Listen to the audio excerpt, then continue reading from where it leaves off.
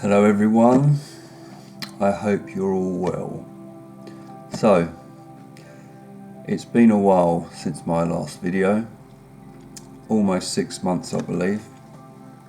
As always, many of you have asked, Aid, where are you? Furthermore, some of you are a little frustrated that I haven't uploaded the next video in the Path to Recovery series. I understand it has been a considerable amount of time since my last video. So I apologise for being away from my channel for so long.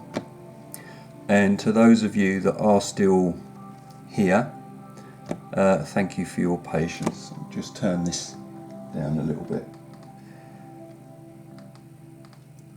So yes, thank you for your patience. Okay, but I am still here, and some of you have been emailing me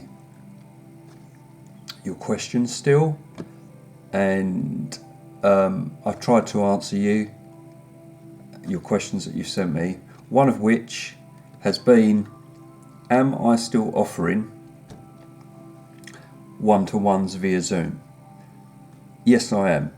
If you'd like a one-to-one with me, email me at adriand2016 again at gmail.com, and then I will send you all the details. So I am still available for one-to-ones, even though I haven't been on my channel for over 6 months. Also, I've had some positive communication from you guys, knowing that I am training to become a cranial sacral therapist. Some of you have asked and taken an interest, and you've asked me, when am I actually going to be offering therapy sessions in person? Well, at this time I'm still attending college, training and learning to become a full therapist to the best standard that I can be. Hopefully I'll be offering cranial sessions before the end of the year. Okay, but at the moment I'm still training. I'm actually starting a new course in October, which includes learning about fascia and fascia release. This is quite fascinating, this subject, in that fascia release, this method of releasing the fascia that surrounds the body, etc.,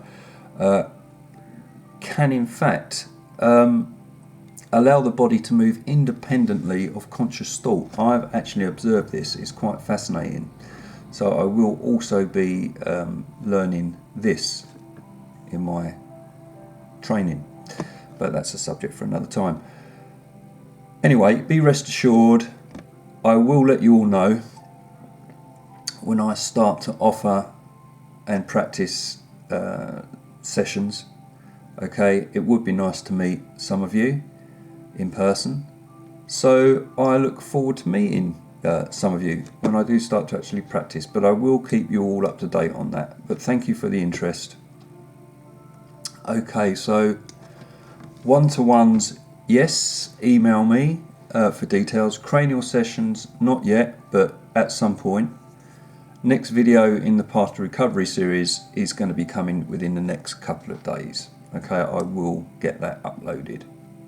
Now, in this video, as I've been away for so long, I thought we'd have a Q&A. Haven't done that for ages, probably a year.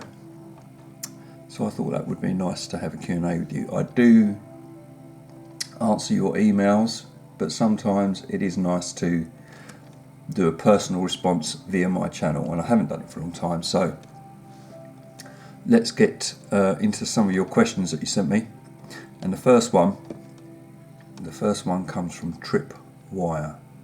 Hello Tripwire, good to hear from you. Okay, so you mailed me and you said, hello Aid, I got my tinnitus masker hearing aid from the hospital It's on the NHS, so it's free. My tinnitus isn't terrible, only like a level 3, but it can be an irritating buzz. I've seen you say you don't like maskers. Do you think if I wear it, it will make my tinnitus worse? I don't want to make it worse. Thanks. Okay. So, I've spoken about these devices, these maskers, shrouders, many times. My opinion hasn't changed on these.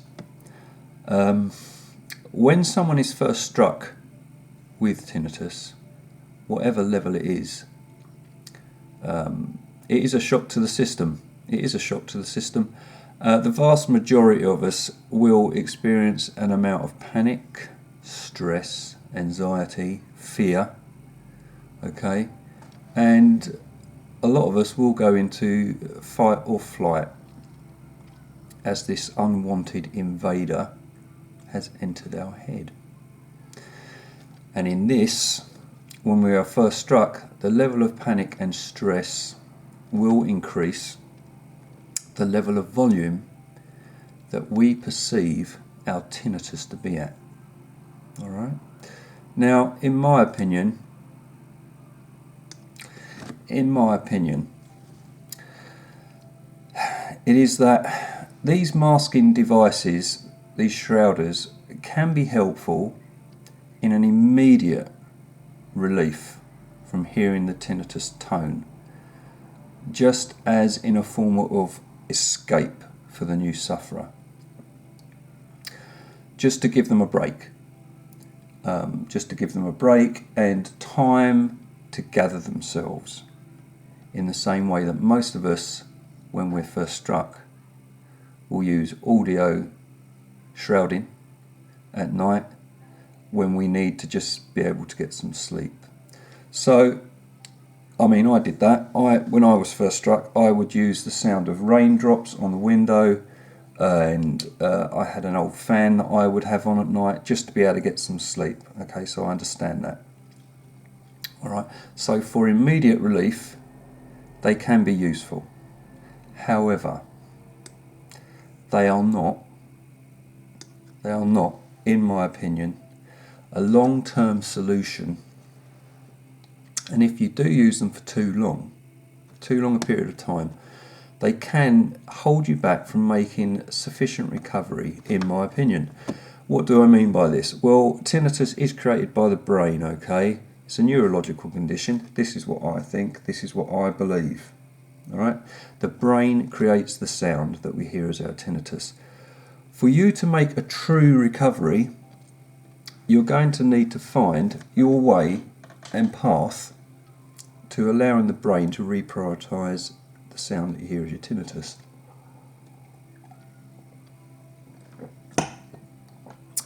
You need to allow the brain to reprioritise it into the background, into the subconscious, where you're not even aware of it. Basically, get the brain to realise the tinnitus is not important and it does not need to create or hear it. Alright. Ironically, the brain needs to hear the tinnitus tone, whatever the sound is, doesn't have to be a tone, but to hear the tinnitus for a time, to eventually realise it doesn't need to hear it, and it will then reprioritise it into your subconscious, whereas that's where we want it to be. Excuse me. Whereupon you will not even be aware of it, alright, to the point of peace returning to you. If you shroud, the problem is, if you shroud and cover up the tinnitus tone constantly with shrouding noises, maskers, then you're not allowing the brain to have the time or chance to realise this. Alright? And so this will hinder you in your mind being able to reprioritise the tinnitus into the subconscious. So for immediate relief, yes, they can be helpful. However, once you've had time to calm down, and hopefully have found people that can advise you on methods that will allow you to get onto a path to recovery, I would advise to stop relying on maskers and shrouders. Also at night, you will want to be able to go to bed without the need to have the outside shrouding sound, and for this reason to happen, for this to happen, you need to allow the brain to hear the sound, to reprioritise tinnitus into subconscious to the point you're no longer hearing it. Now, you say in your email that your tinnitus is only a bit irritating, so I would not really advise using a masker for any length of time, as in my opinion you're better to allow your brain to start to reprioritise the tinnitus tone by itself. It will happen. Give yourself some time, but it will happen. Some people use this term of habituation. Yes, okay, habituation is a thing, it does happen. It's similar to what I'm talking about here, okay? But there are methods to get you there faster than just waiting for habituation just to happen, okay? You can get there to this place faster by employing methods and practices that will help you, such as all I speak of in my videos and Julian Cohen-Hill and various other people, okay? So that's my opinion on maskers. I hope that answers your question. So my next question comes from Paul Reiser. And hello Paul, and your question was, Dear Aid, I've only just found your channel, and such a relief to have someone who offers advice without wanting me to buy anything or pay for anything. Well, I do charge for one-to-ones. But thank you, Paul, and happy to have you here. Anyway, your question is, offer advice, wouldn't want me to pay or buy anything. So I hope you can help me. I have only just been diagnosed with tinnitus, and I have been told it's due to hearing loss and age. What I want to know is, will it get worse as I get older?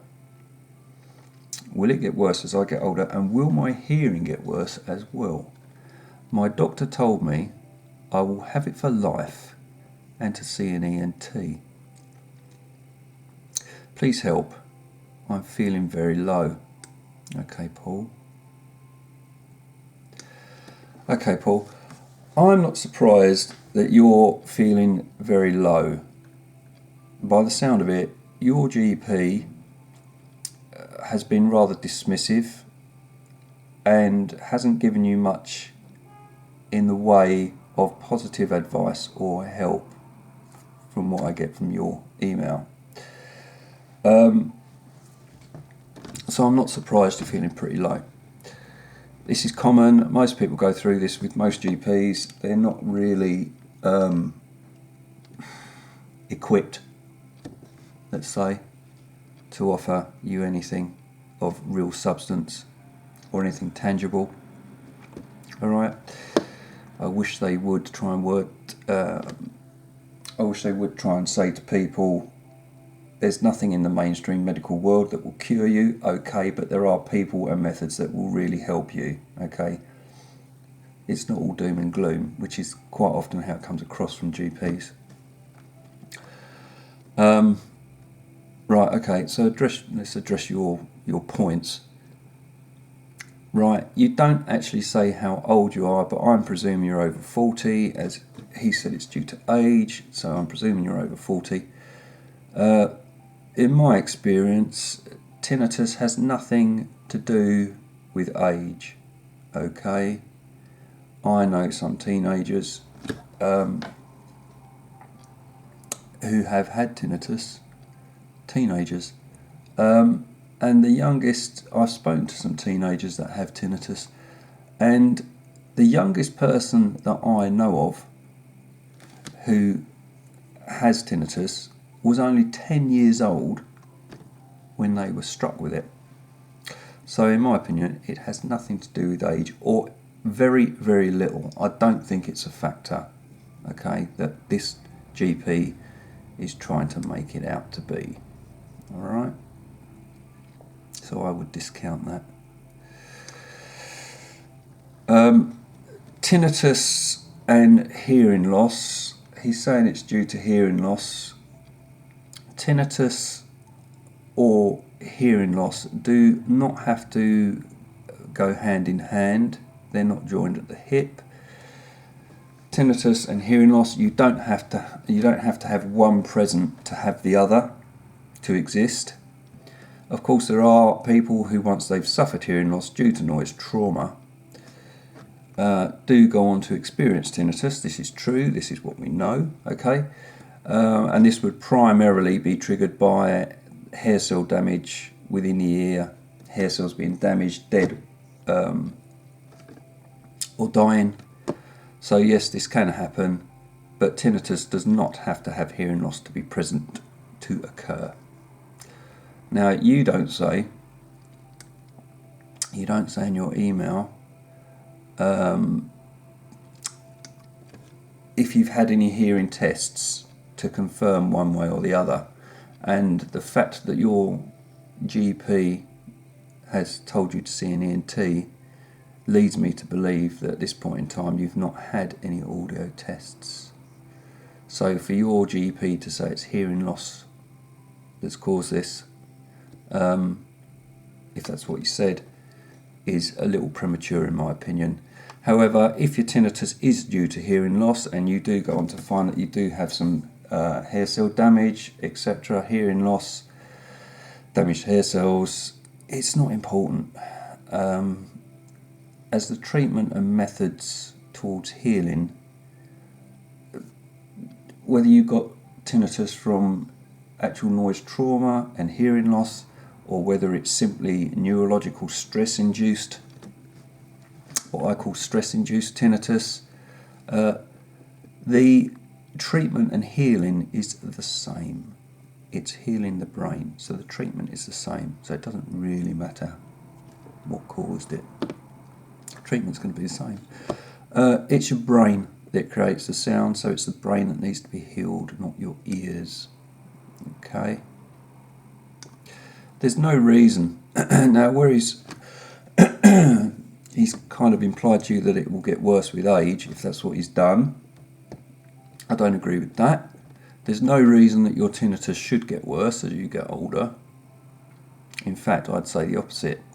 If you find the right methods, treatments, and people that can help you, you will be able to let go of the tinnitus to the point where you're not hearing it. So please don't start to panic that it's going to get worse as you get older. That's not the case. Or that you have to suffer with it for the rest of your life.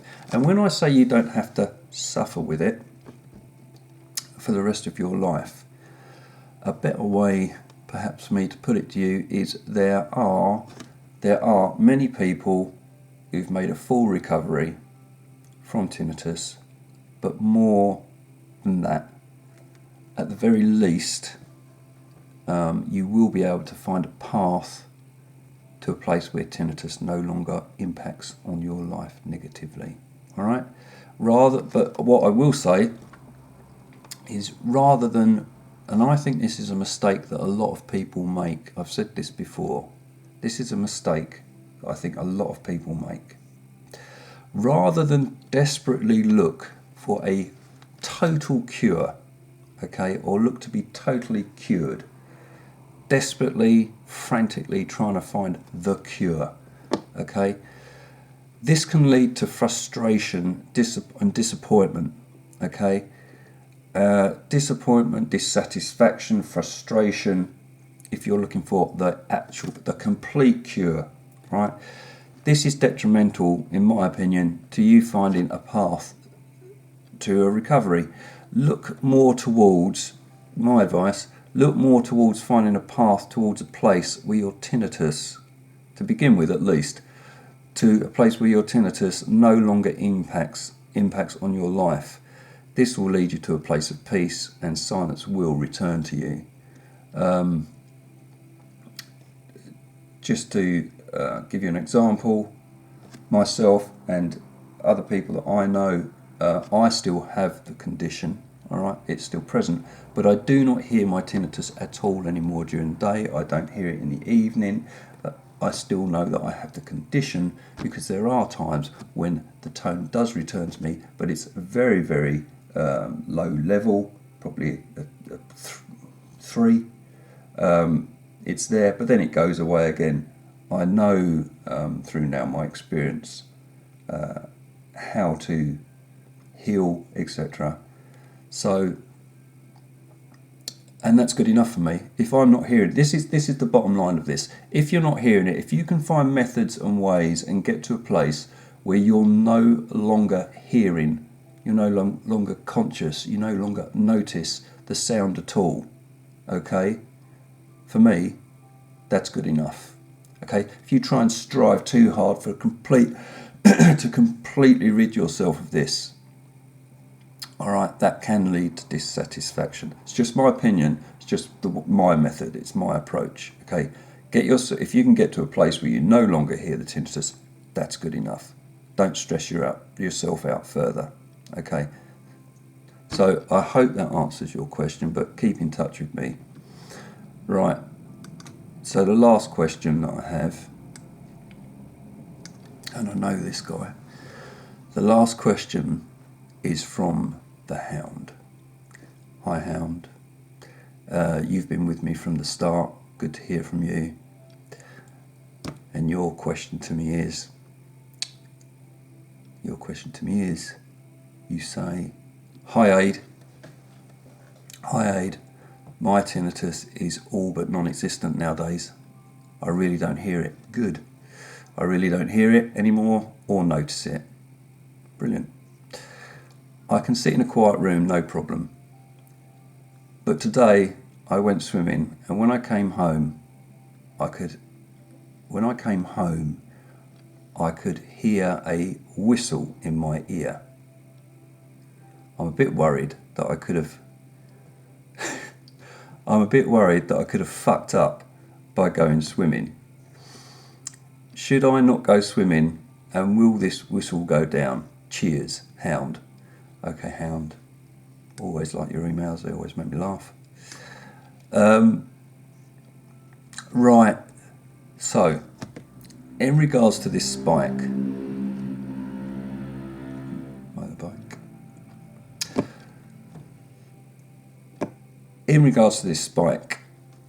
it's definitely going to be down to this whistling that you've got. I'm not even going to call it a spike. Okay, this whistling that you've got in your ears after swimming. This is definitely going to be down to getting water in your ears and pressure. This is more than likely an actual pressure problem, a physical problem of water getting trapped in your ears. And in my opinion, it's not actually related to your original tinnitus at all. Okay, your tinnitus that we've spoken about over all these years that you first contacted me about, that you now have got to like pretty much zero. I don't think this is related to that at all. I think this is a separate issue of simply getting pressure in your ears, a physical problem, pressure in your ears from the water, okay, or diving too deeply. And I'm confident once the pressure and the water in your ear relaxes and disperses, I'm confident that this whistle that you're hearing will go. Okay, I don't think it's tinnitus, okay, that we've spoken about. All right, I think this is a separate thing, and I think it's going to just disperse. I don't think you need to worry about your recovery being jeopardised by going swimming. I've known you a number of years now and you've been good for quite a while, so I don't think this is going to jeopardise anything.